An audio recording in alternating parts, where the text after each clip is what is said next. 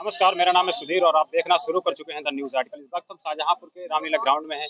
यहाँ पर SC ST के जो रिजर्वेशन का जो मुद्दा था, जो सुप्रीम कोर्ट से 1 अगस्त 2024 को एससी एसटी के रिजर्वेशन पर जिस तरीके से बंटवारे की बात कही गई, उससे लगभग लोगों के अंदर आक्रोश है। दलित और पीड़ित समाज के लोग हैं, एससी समाज के लोग हैं, एसटी के समाज के लोग हैं। तो यहाँ पर काफ़ी संख्या में लोग मौजूद हुए थे। तो यहाँ पर कुछ समता सैनिक दल के कुछ लोग हैं, उनसे भी बात करने की कोशिश करेंगे हम, आखिर कि मुद्दे को किस तरीके से जो है उठाया जा रहा है। सर, क्या नाम है आपका? जी, मेरा नाम एडवोकेट जितेंद्र कुमार गौतम है। सर, कहाँ से आप आए हैं? मैं कटरा से चल करके आया हूँ।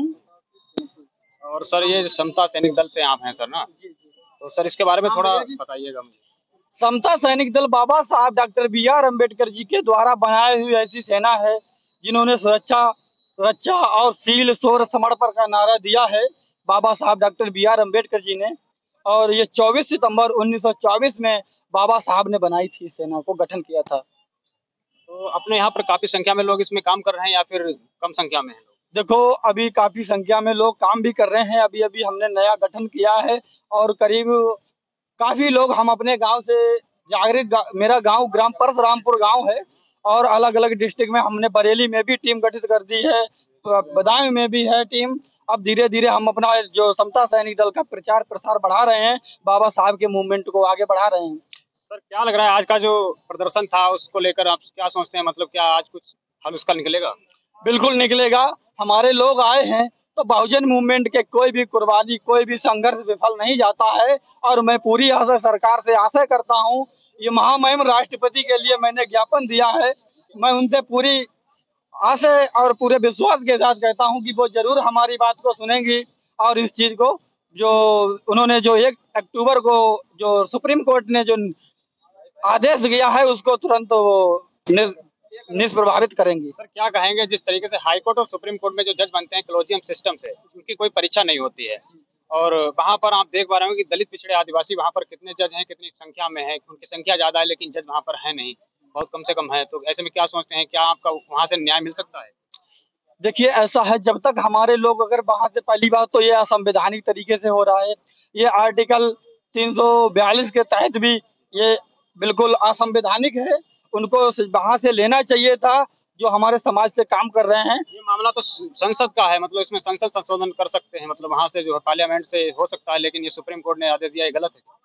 बिल्कुल गलत है, ये बिल्कुल गलत है। हम इसका घोर निंदा करते हैं, इसकी घोर विरोध करते हैं इस चीज का। तो सर, क्या करेंगे इस बार? अगर कुछ हल नहीं निकला तो अगला कदम क्या होगा, निर्णय क्या होगा? मेरा जो कदम होगा, पूरी तरीके से अगर यहाँ नहीं कहा वो सुन रहे हैं, पहली बात तो सब सरकार ये बात को जान ले कि जब हम लोग किसी बात में कमजोर नहीं है, वो कमजोर समझ रहे हैं मुझे कि ये समता सैनिक दल और हमारे बहुजन मूवमेंट को कि इसको जो भी चाहेंगे, जैसा पढ़ाएंगे वैसा पढ़ जाएगा। ये इस बात को बिल्कुल ना सोचे। ये बहुजन समाज अब जाग चुका है। जिस तरीके से 2018 में हमारे बहुजन जब आरक्षण की बात आई थी तो हमारे 14 जवान शहीद हुए थे और उस चीज को सरकार ने मानकर तुरंत कदम उठा लिया। 2 अप्रैल 2018 में आप वहाँ दिल्ली में उपस्थित थे क्या? मैं लखनऊ में गया था। तो जिस तरीके से 2018 में 2 अप्रैल को जो घटनाएं हुई थी वो बहुजन समाज के लोगों की, उसके बाद कहीं ना कहीं जो है सुप्रीम कोर्ट का जो आदेश है वो अध्यादेश सरकार लाई थी, उसके बाद में मतलब खारिज किया गया उसको। तो क्या इस बार भी सरकार अध्यादेश लाने को तैयार है? देखो, इसको जो सरकार अध्यादेश ना लाए, हम अध्यादेश नहीं चाहते हैं कि कोई बने नया। हम संविधान में संशोधन चाहते हैं कि इस संविधान में संशोधन किया जाए और संशोधन के थ्रू इस जो जो क्या नाम आदेश हुआ है इसको निष्प्रभावित किया जाए। सर, एक ये बताइए, जैसे मतलब जो उपजातियां हैं जो कह रहे, मतलब सुप्रीम कोर्ट से आदेश आया कि वो उन जातियों को अभी तक मतलब उस तरीके से आरक्षण नहीं मिल पाया, तो क्या कहेंगे सर? सर, क्या कहेंगे कि मतलब जो लोग उपजातियां जो छूट गई हैं पीछे, उनको लाने के लिए आगे सुप्रीम कोर्ट ने जिस तरीके से EWS आरक्षण लागू किया जो असंवैधानिक है, उसको जब लागू कर सकती है, क्या जो मतलब उपजातियां रह गए उनके लिए भी कुछ अलग से प्रावधान कर दिया जाए 7-8% ताकि उनका भला हो सके? उसके बारे में क्या सोचते हैं? देखिए, 7-8% में हमारे समाज का भला नहीं होगा। नहीं, जो उपजातियां छूट गई हैं पीछे। जी, क्या नाम है आप? मेरा नाम सुरेश बाबू बौद्ध है और मैं भारतीय बौद्ध महासभा जनपद शाखा शाहजहांपुर का जिला संयुक्त मंत्री। मैं इस संबंध में श्रीमान जी जो आपने पूछा है, मैं तो पहले माननीय जो न्यायालय ने आदेश दिया है वो सरासर गलत है। इसको अधिकार भारतीय संसद को है।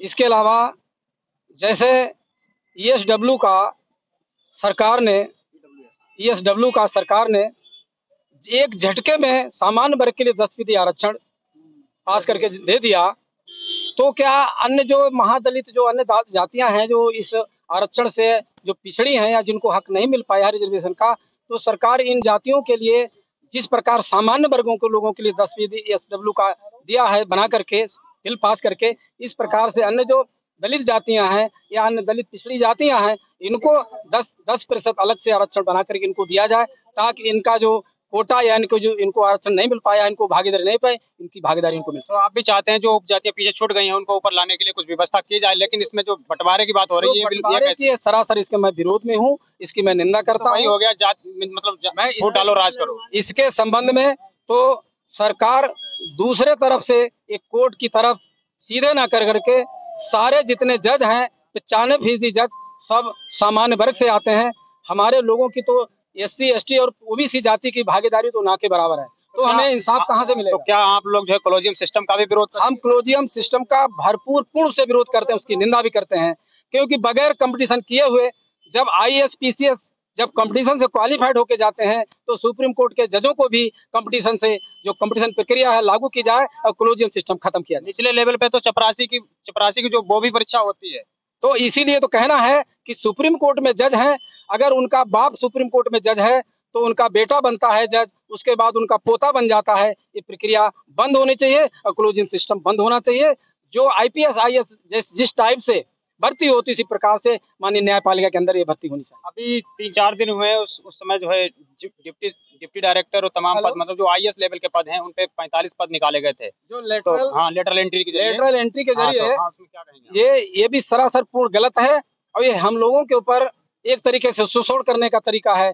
तमाम तरीके से आईपीएस आईएएस में भर दिए जाएंगे और उन्हीं विचारधारा के लोग जिस विचारधारा के माननीय न्यायालय में लोग जज बैठे हैं जो सामान्य वर्ग के हैं। जिस तरीके से कॉलेजियम सिस्टम से जज बनते हैं, क्या आप भरोसा कर सकते हैं कि जब तक कॉलेजियम सिस्टम बंद नहीं होता आप न्याय का पूरा पक्का भरोसा कर सकते हैं? बहुजन समाज को कतई उम्मीद नहीं रखना चाहिए, जब तक हमारी न्यायपालिका में उचित भागीदारी नहीं होती तो हम कोई भी न्याय की उम्मीद नहीं कर सकते।